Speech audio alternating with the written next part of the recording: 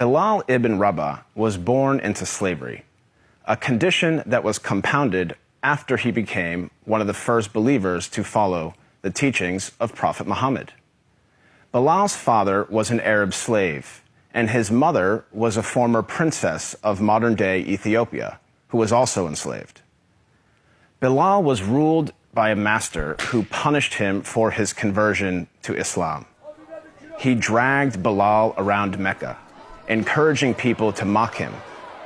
He even tried to force him to renounce his faith by placing a large rock on his chest and pinning him on the ground.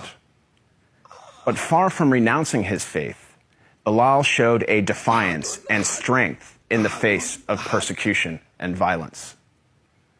Impressed by Bilal's steadfastness to the Islamic faith, Prophet Muhammad sent one of his closest friends to pay for Bilal's freedom. Once freed, Bilal rose to prominence in the early Muslim community.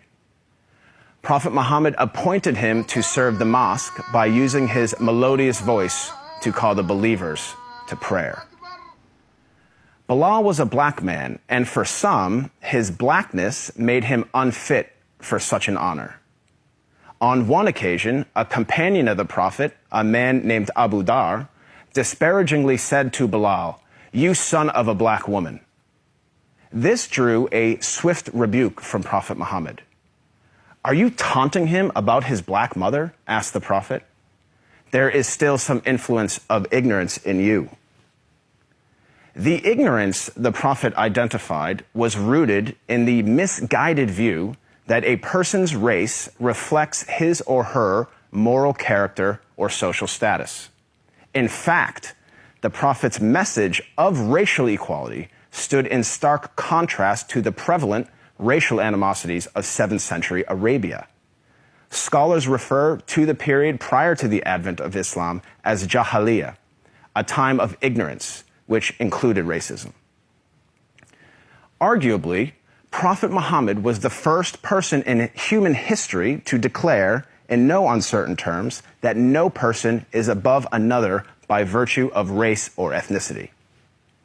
This declaration is crystallized in one of the Prophet's notable speeches, his last sermon, as it is known, which was delivered on Mount Arafat in 632 AD.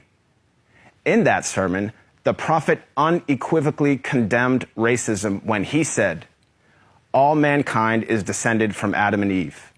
An Arab has no superiority over a non-Arab, and a non-Arab has no superiority over an Arab.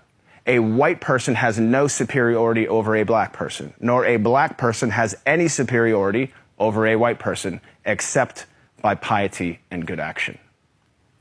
Ever since then, Prophet Muhammad's teachings on racial equality have inspired human beings to strive for racial equality and justice for all.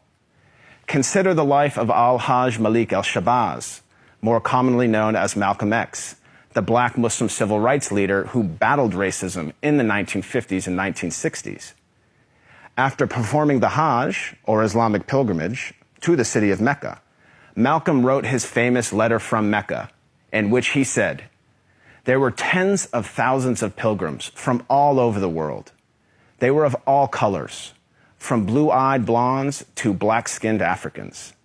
But we were all participating in the same ritual, displaying a spirit of unity and brotherhood that my experiences in America had led me to believe never could exist between the white and the non-white." He added that he had never before seen sincere and true brotherhood practiced by all colors together, irrespective of their color. The Hajj for Malcolm represented a shift away from racism and towards racial equality. The teachings of Prophet Muhammad encouraged all people to strive towards anti-racism, which is quite different than simply non-racism. While non-racists do not openly express prejudiced views, they also do not work to dismantle racism in any given society. The Prophet of Islam actively challenged and dismantled the covert, the overt, and the systematic racism around him. He identified racism as a symptom and identified its root cause as arrogance in the human heart.